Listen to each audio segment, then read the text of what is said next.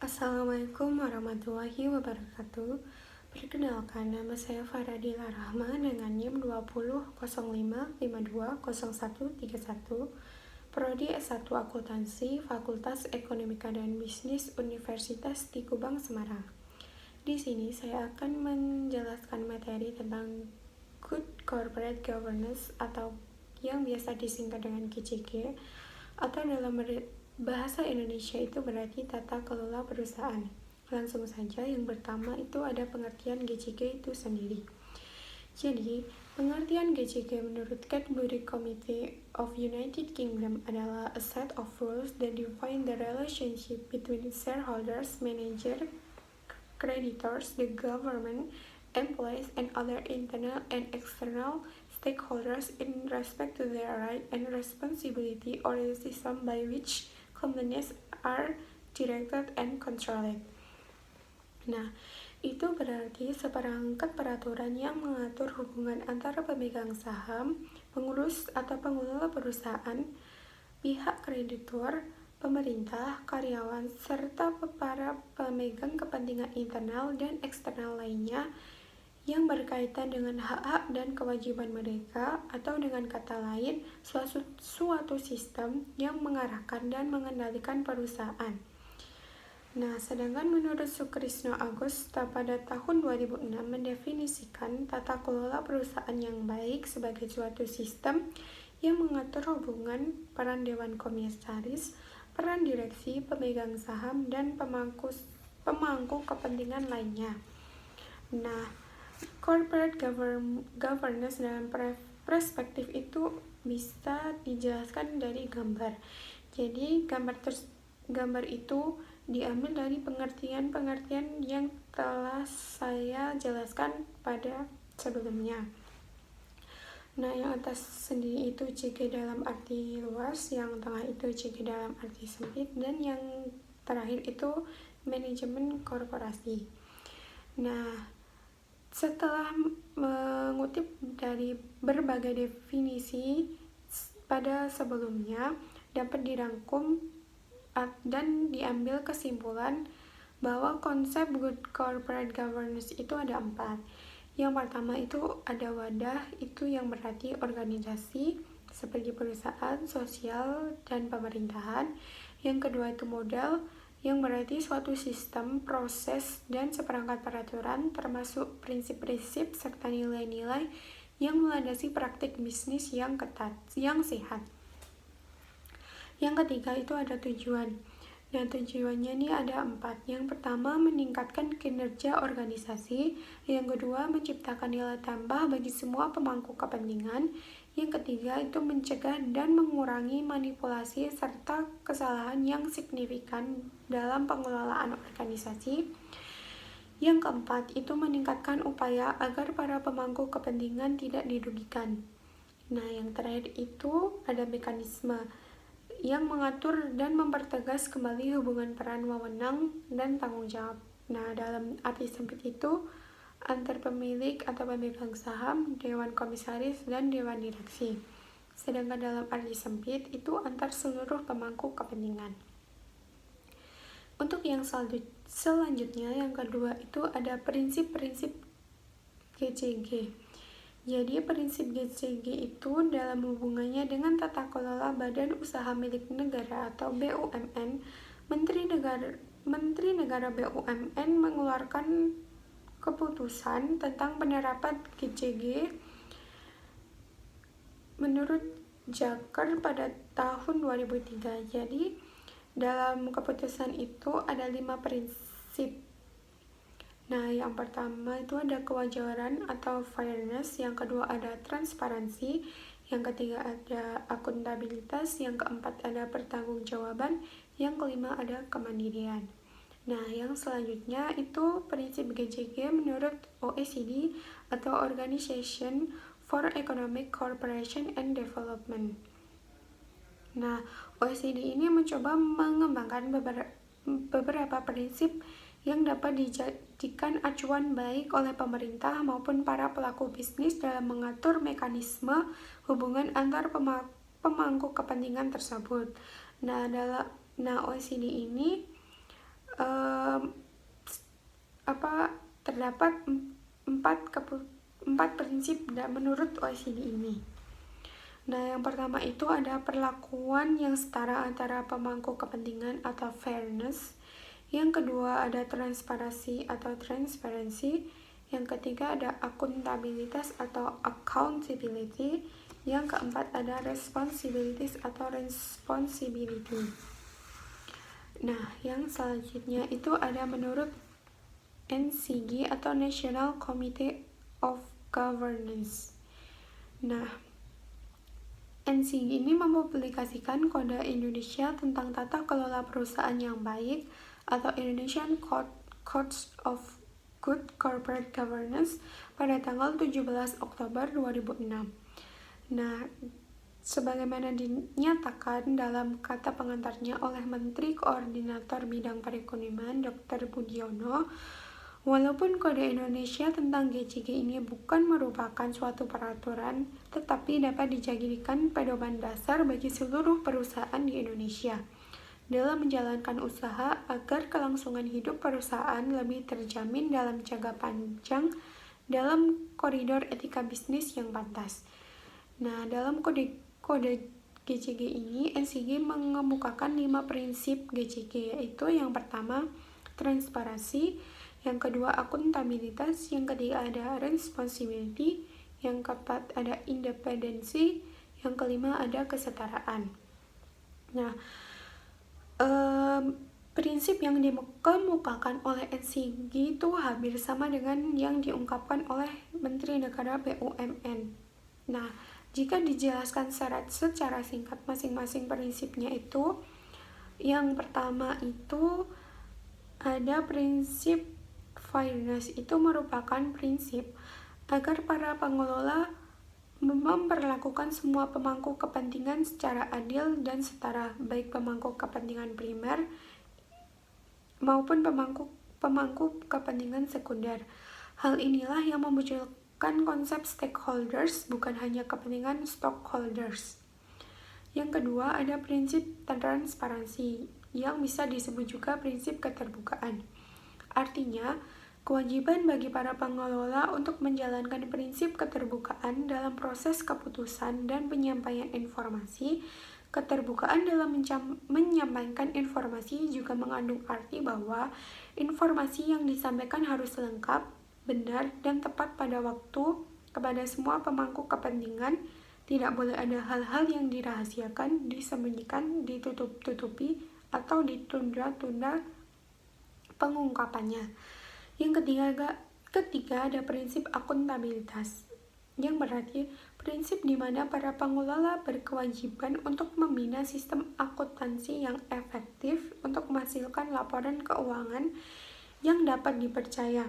Untuk itu diperlukan kejelasan fungsi, pelaksanaan, dan pertanggungjawaban setiap organ sehingga pengelolaan berjalan efektif. Yang keempat itu ada prinsip responsibilitas, lebih sering disebut sebagai prinsip pertanggungjawaban. Ini artinya prinsip di mana para pengelola wajib memberikan pertanggungjawaban atas semua tindakan dalam mengelola perusahaan kepada para pemangku kepentingan sebagai wujud kepercayaan yang diberikan kepadanya. Prinsip tanggung jawab ada sebagai konsekuensi logis dari kepercayaan dan wewenang yang diberikan para pemangku kepentingan kepada para pengelola perusahaan. Tanggung jawab ini mempunyai 5 dimensi, yaitu ekonomi, hukum, sosial, dan spiritual. Yang terakhir itu ada prinsip kemandirian. Nah, prinsip ini sebagai tambahan prinsip dalam mengelola BUMN, artinya suatu keadaan di mana para pengelola dalam mengambil suatu keputusan bersifat profesional, mandiri, bebas dari konflik kepentingan, dan bebas dari tekanan atau pengaruh dari manapun yang bertentangan dengan perundang-undangan yang berlaku dan prinsip-prinsip pengelolaan yang sehat. Nah, untuk yang selanjutnya, yang ketiga itu ada manfaat GCG.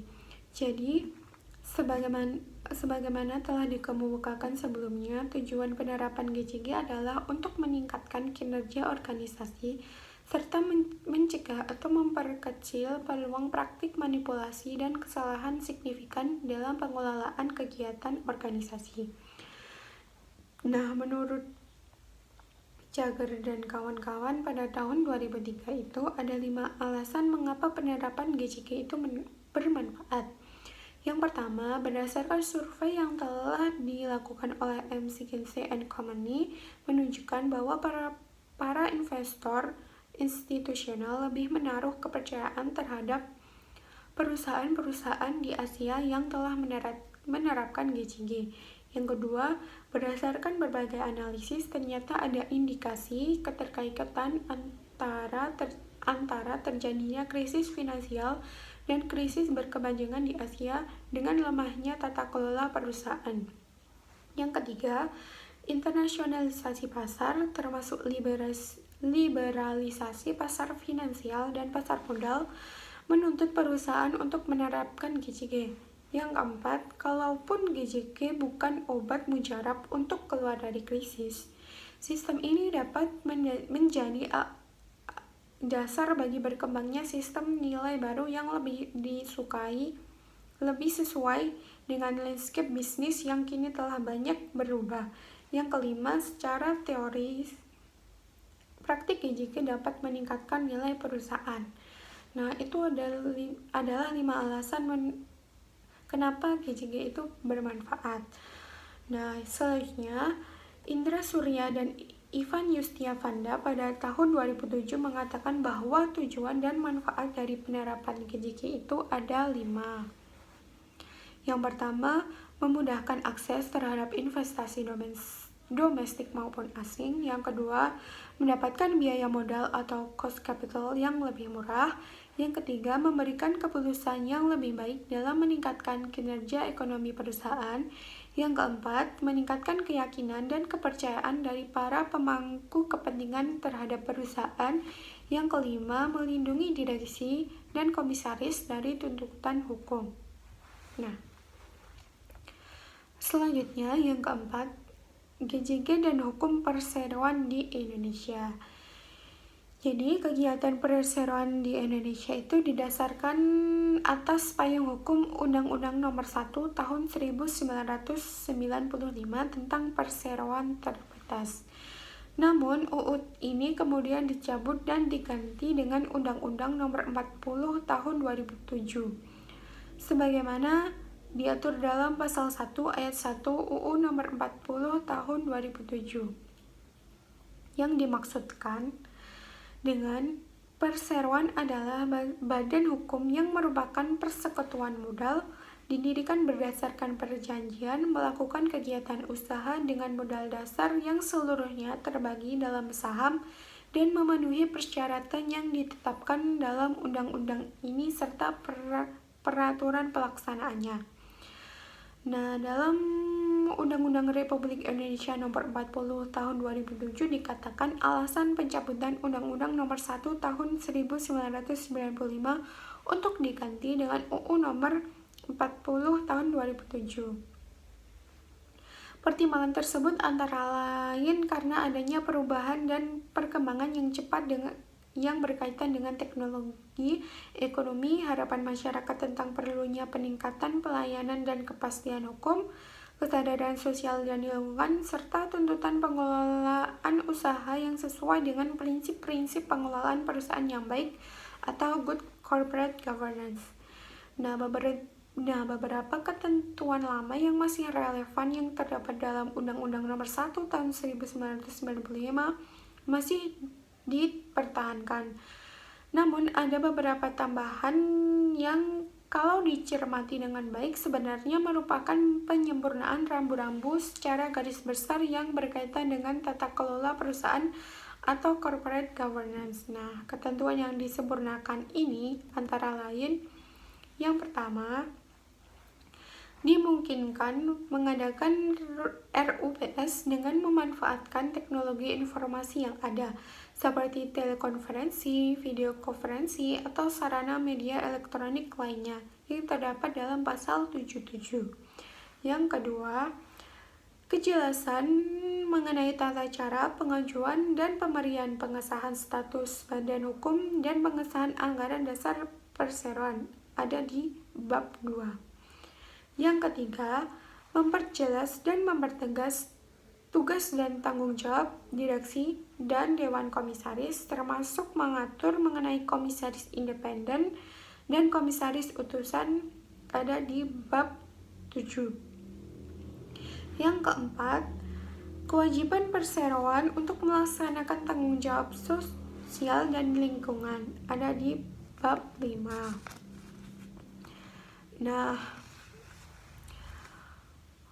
Undang-Undang Perseroan Terbatas Nomor 40 Tahun 2007 tidak mengatur secara eksplisit tentang GCG. Meskipun begitu, UU ini mengatur secara garis besar tentang mekanisme hubungan, peran, wewenang, tugas dan tanggung jawab, prosedur dan tata cara rapat, serta proses pengambilan keputusan dari organ minimal yang harus ada dalam perseroan, yaitu Rapat Umum Pemegang Saham atau RUPS, direksi, dan dewan komisaris.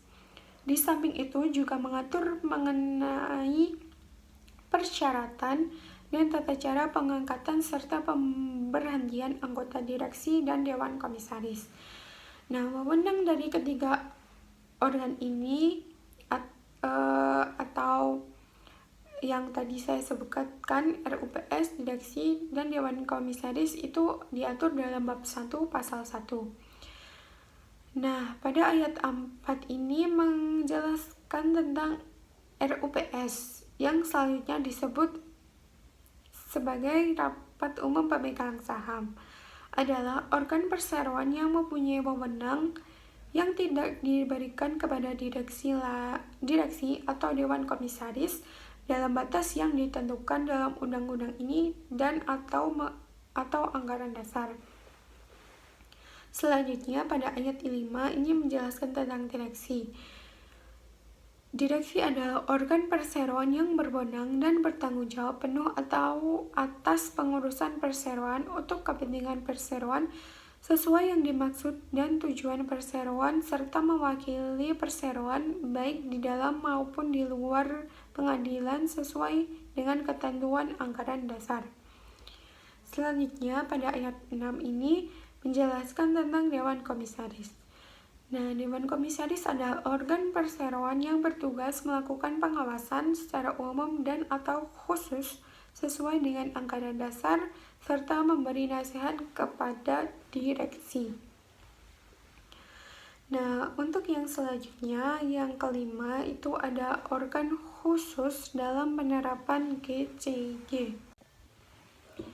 Nah, menurut Indra Surya dan Ivan Yustiavanda pada tahun 2006 menyebutkan paling tidak diperlukan 4 organ tambahan untuk melengkapi penerapan GCG, yaitu yang pertama ada komisaris independen, yang kedua ada direktur independen, yang ketiga ada komite audit, yang keempat ada sekretaris perusahaan atau corporate secretary. Jadi, komisaris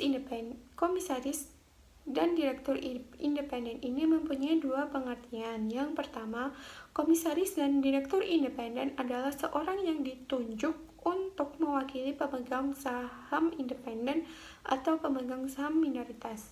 Yang kedua, komisaris dan direktur independen adalah pihak yang ditunjuk tidak dalam kapasitas mewakili pihak manapun dan semata-mata ditunjuk berdasarkan latar belakang pengetahuan, pengalaman, dan keahlian profesional yang dimilikinya untuk sepenuhnya menjalankan tugas demi kepentingan perusahaan. Nah, sebenarnya selain kedua pengertian tersebut, masih ada pengertian yang ketiga yang biasa dipakai dalam kode etik akuntan publik. Nah, dalam konteks ini sering dikenal dengan istilah independent in fact dan independent in appearance. Nah, independent in fact menekankan sikap mental dalam mengambil keputusan dan tindakan yang semata-mata didasarkan atas pertimbangan profesionalisme dari dalam diri yang bersangkutan tanpa campur tangan, pengaruh atau tekanan dari pihak luar. Sementara itu, independent in appearance dilihat dari sudut pandang pihak luar yang mengharapkan calon yang bersangkutan, ya misalnya calon auditor, komisaris, atau direktur itu secara fisik tidak mempunyai hubungan darah atau kepentingan langsung dengan perusahaan dan atau dengan para pemangku kepentingan lainnya yang dapat menimbulkan keraguan bagi pihak luar tentang kenetralan yang bersangkutan. Misalnya itu, calon komisaris atau direktur masih memiliki hubungan keluarga sebagai menantu atau besan atau anak, saudara, atau sebagainya dengan para pemegang saham mayoritas atau para pemangku kepentingan lainnya, atau mempunyai bukti kepemilikan utang piutang dengan perusahaan sehingga menyebabkan timbulnya konflik kepentingan antara kepentingan pribadi calon yang bersangkutan dengan kepentingan perusahaan. Nah, untuk komite audit sendiri itu komite itu mempunyai tugas, tanggung jawab, dan wewenang untuk membantu Dewan Komisaris itu sendiri. Yang selanjutnya itu ada sekretaris perusahaan atau corporate secretary. Nah, tugas, tanggung jawab, dan kedudukan pejabat sekretaris perusahaan itu sebagai bagian dari pelaksanaan GJG berbeda sekali dengan tugas, kedudukan, dan tanggung jawab seorang sekretaris eksekutif yang selama ini sudah sangat dikenal. Sekretaris eksekutif biasanya direkrut sebagai staf khusus untuk keperluan para eksekutif puncak suatu perusahaan seperti direksi, komisaris, atau eksekutif puncak lainnya. Nah, fungsi utama sekretaris eksekutif lebih banyak untuk membantu pejabat eksekutif yang bersangkutan, antara lain menyangkut pengaturan jadwal kegiatan, jadwal rapat, dokumentasi surat masuk dan surat keluar, penerimaan telepon, pengurusan tiket dan dokumen perjalanan, dan sebagainya. Oleh karena itu, seorang sekretaris eksekutif hanya bertanggung jawab kepada pejabat eksekutif yang bersangkutan karena hanya menjalankan tugas-tugas yang diperintah oleh pejabat eksekutif yang bersangkutan. Nah, jabatan perusahaan menempati posisi yang sangat tinggi dan strategis karena orang dalam jabatan ini berfungsi sebagai pejabat penghubung atau liaison officer atau semacam public relation atau investor relation antara perusahaan dengan di luar perusahaan, khususnya bagi perusahaan-perusahaan besar yang telah mendaftarkan sahamnya di bursa. Tugas utama sekretaris perusahaan antara lain menyiapkan dokumen perusahaan, daftar pemegang saham, risalah rapat direksi, dan RUPS, serta menyimpan dan menyediakan informasi penting lainnya bagi kepentingan seluruh pemangku kepentingan. Namun, tugas sekretaris perusahaan tidak terbatas pada tugas-tugas tersebut saja. Nah, aturan mengenai sekretaris perusahaan ini antara lain ada di Keputusan Ketua Bapepam nomor 36 tahun 1996 tentang pembentukan sekretaris perusahaan bagi perusahaan publik. Nah, yang selanjutnya, yang keenam itu ada GJG dalam badan usaha milik negara atau BUMN. Pada awalnya, tujuan dibentuknya BUMN adalah merupakan penjabaran dan implementasi Pasal 33 Ayat 3 UUD 1945. Namun, kemudian BUMN yang didirikan oleh pemerintah ini merambah ke sektor dan jenis usaha termasuk sektor-sektor yang sudah biasa dilakukan oleh sektor swasta. Akhirnya, dalam perjalanan tujuan utama BUMN sudah sama dengan perusahaan swasta, yaitu memperoleh keuntungan. Nah, persoalan pokok yang dihadapi BUMN secara keseluruhan adalah rendahnya keuntungan yang diperoleh dibandingkan dengan total hartanya. Nah, untuk itu, Cagar pada tahun 2003 mengungkapkan bahwa rendahnya kinerja BUMN ini ada kaitannya dengan belum efektifnya penerapan tata kelola perusahaan yang baik di BUMN tersebut. Hal ini dapat dilihat antara lain. Yang pertama, pemberian remunerasi yang berlebihan kepada direksi yang tidak mencerminkan keterkaitan dengan pencapaian target kinerja, dan adanya penyalahgunaan fasilitas BUMN untuk manajemen. Yang kedua, terlalu kuatnya pemegang saham, sehingga dalam pemberian paket remunerasi tidak merangsang direksi untuk mengeluarkan usaha terbaiknya bagi kepentingan BUMN. Yang ketiga, transaksi bisnis dengan pihak luar yang dilakukan manajemen tidak memperhatikan kepentingan pemegang saham. Yang keempat, penyusunan service liabilities yang sangat menguntungkan direksi dan komisaris, tetapi sangat membebankan BUMN. Yang kelima, direksi melakukan strategi diversifikasi atau ekspansi untuk meningkatkan ukuran perusahaan demi prestasi dirinya tanpa memperhatikan dampaknya pada kinerja perusahaan.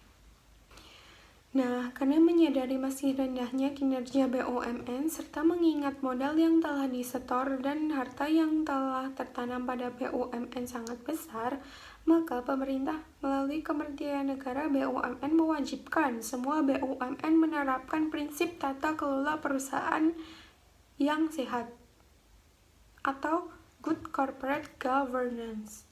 Nah, dalam keputusan Menteri Negara BUMN nomor Keputusan 117/M-MBU/2002, tujuan GJK diatur dalam pasal 4.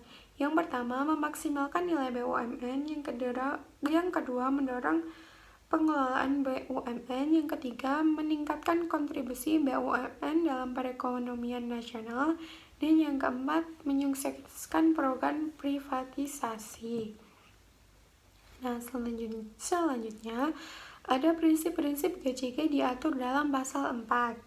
Yang pertama, transparansi, yang kedua kemandirian, yang ketiga akuntabilitas, yang keempat pertanggungjawaban, dan yang kelima kewajaran atau fairness. Nah, setelah BUMN menerapkan prinsip GJK ini, terdapat berbagai perubahan. Yang pertama, penunjukan anggota komisaris dan direksi mulai memperhatikan aspek kompetensi dan profesionalisme, khususnya dengan adanya ketentuan anggota komisaris dan direksi independen yang betul-betul memperhatikan aspek independensi dan profesionalitas. Yang kedua, diberdirikan organ SPI, khususnya yang menyangkut kualitas pejabat yang menduduki organ SPI tersebut. Yang ketiga, dibentuknya komite audit. Yang keempat, penegasan pentingnya penyusunan laporan keuangan yang berkualitas dan bahwa hal itu merupakan salah satu wujud tanggung jawab direksi.